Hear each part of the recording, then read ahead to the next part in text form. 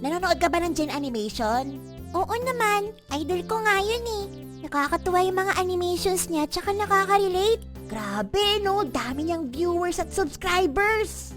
Kaya nga, sana maging katulad ko siya balang araw. Madali lang naman magkaroon ng madaming views at followers eh. Ha? Paano? E di re-upload natin yung mga videos niya.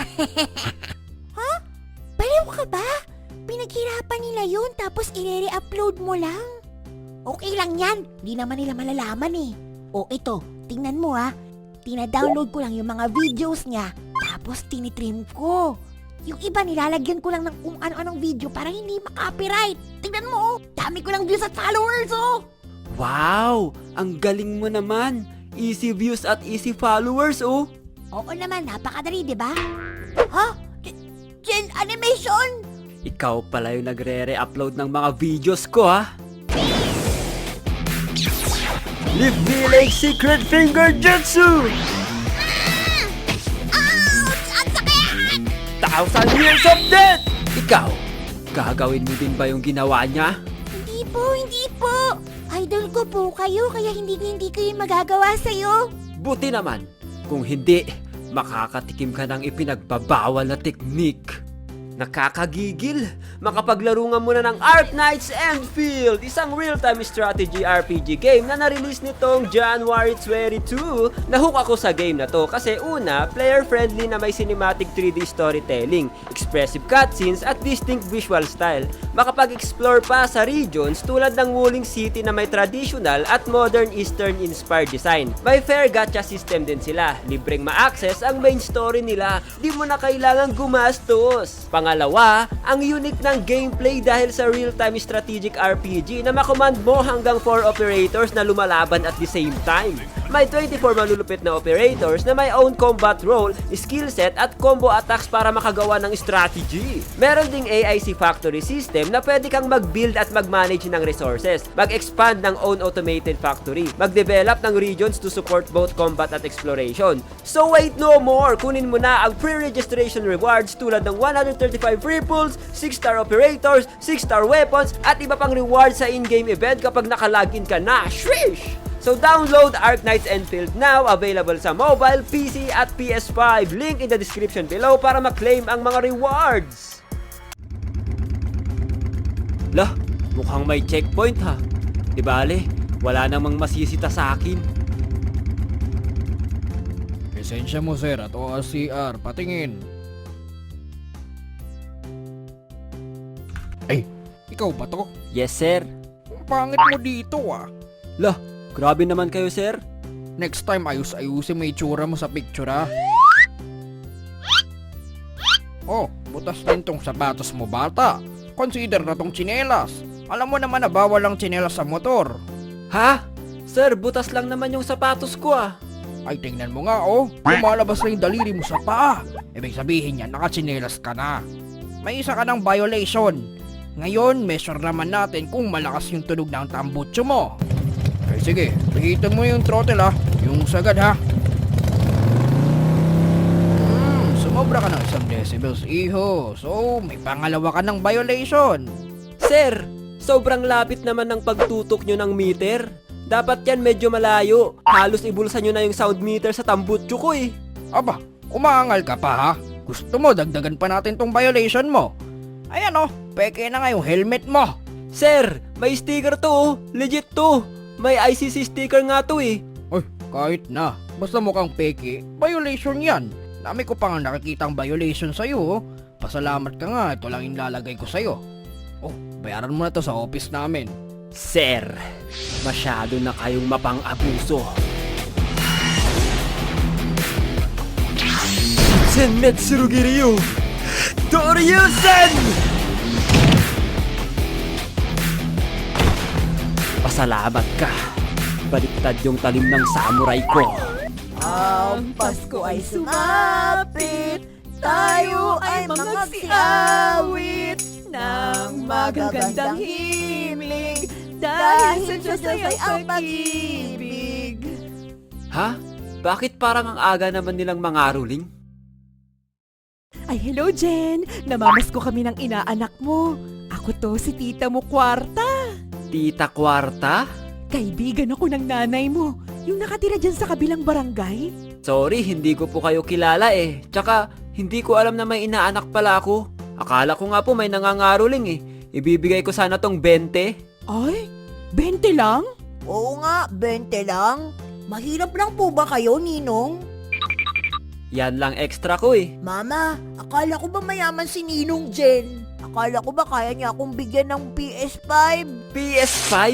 Hindi ko pa nga mabilhan sarili ko niyan eh. Mahirap ka pa pala dyan. Ang tanda-tanda mo na ay wala ka pa ring trabaho. Paano na lang pala tong inaanak mo? Hindi mo masusuportahan. Suportahan? Ni hindi ko nga alam na inaanak ko yan. Wala din akong matandaan na umatend ako ng binyag niyan. Next time, Ninong ha. Pagbalik ko dito, may PS5 na ako. Pag-ipunan mo na din yung pang-college ng inaanak mo, ha? Mga kupal! Umalis kayo dito sa harap ko!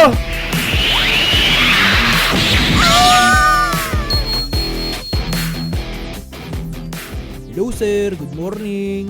Good morning! Ito ba yung sinasabi nila na magandang bilihan daw ng second hand car? Yes bossing, ito nga yun. Anong unit pala ang hanap nila? Gusto ko sana bumili ng SUV. Baka meron kayo dyan. Ayos, good timing ka sir. Meron kaming kakadating lang. Tara puntahan natin. Yun! Sakto pala eh. Ito bossing. Fresh na fresh. Hindi pa masyadong nagagamit ng first owner. Wow! Talaga? Low mileage ba to? Yes boss. Tsaka malamig ang aircon nito. Hindi pa nabubuksan ang makina. Full stock pa yan bossing. Hindi pa yan binabaha kaya hindi kayo titirik dyan bossing. Ayos! Sige, kunin ko na yan. Ayos bossing. As is where is tayo bossing ha. Tiwala naman ako sa inyo eh. Kasi sikat tong store nyo. Alagang-alaga naman mga unit nyo dito, di ba? Mukhang may na-scam ulit ako ngayong araw ah. Paldo na naman bossing.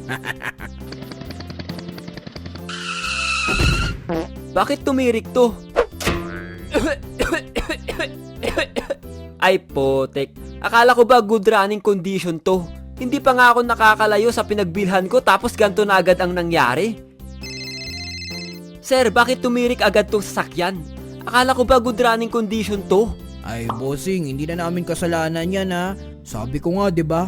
As is where is tayo. Kahit na. Pero grabe naman, hindi pa ako nakakalayo, tumirik na agad. Kumuha na lang kayo ng lighter sir, tapos sindihan nyo na lang. O kaya, patow nyo na lang hanggang bahay nyo.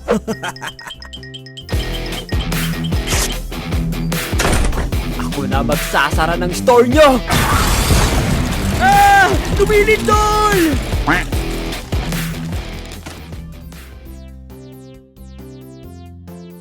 Uy, buti na lang may bakante pang isa. Grabe talaga mag-commute dito sa Pinas.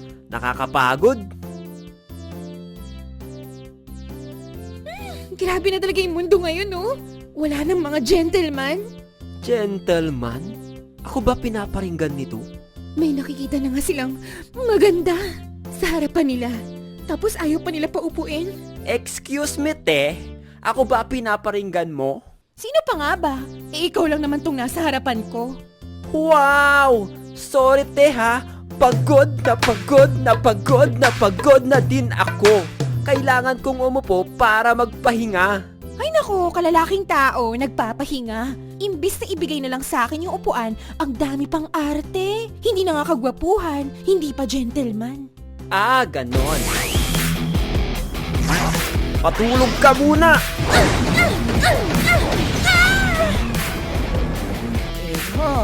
Pwede bang umupo ako dito?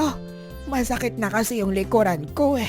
Ay, sige po la. Upo na po kayo dyan. Nawala na yung pagod ko eh. Anong meron dito? Bakit ang daming tao? Mga kababayan, no? Ang isang minimum wage earner ay kaya na pong bumuhay ng isang pamilya. Ano raw? Magkano lang ba ang minimum wage natin dito? Anong pinagsasabi nito? Mga kababayan, sapat na po ito para bumuhay ng isang dosenang anak. Oh my God, she's crazy. Gagi? Nasubukan na ba nito sumahod ng minimum? Ngayon nga po sa darating na Pasko, no? Sapat na po ang 500 pesos para sa Noche Buena. Paano nyo po nasabi na kasya ang 500 pesos pang Noche Buena? Alam nyo po ba ang presyo ng mga bilihin ngayon? Sa 500, pwede na po kayong makabili ng ham na mumurahin. Depende po yan kung paano nyo gagastusin. Basta hindi branded ang bibilihin ninyo po. Potek yan? Food control ba tawag dyan? Paano naman kami mag-e-enjoy sa ganyang pagkain? Hindi po natin kailangan ng magarbong handaan dahil po ang mga Pilipino ay masaya na basta't magkakasama. Ang importante po kasi ang celebration ng...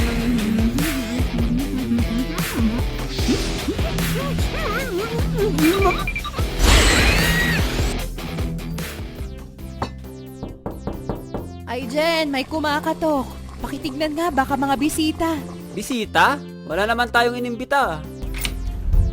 Hello, it's me, your mother's friend. Hi, Jen! Merry Christmas! Ma, andito yung mga chismosa mong mga kapitbahay. Ay, grabe siya, oh. Makikikain lang muna kami. Ano ka ba? Ay, sige na, papasukin mo na lang. Oh, ito oh. Kain na kayo. Eh, wala ba kayo mga handa sa mga bahay ninyo? Wala, Mare. Hindi kasi kasya yung 500 sa amin pang Noche Buena. Ano ba tong lumpia mo, Mare? Walang kalasa-lasa!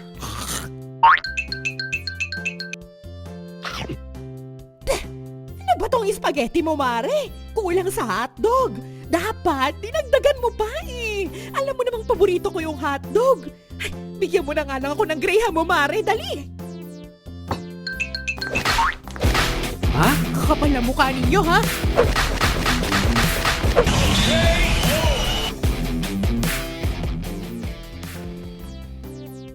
Love, tingnan mo oh. May weirdong nagdodrawing doon.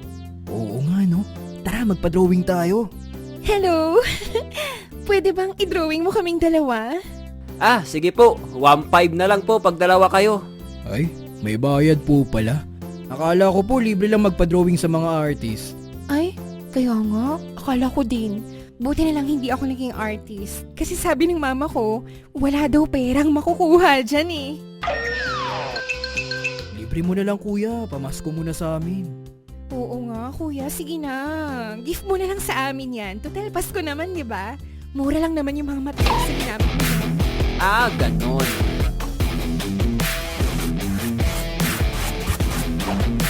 Minho, Jojo Bigan.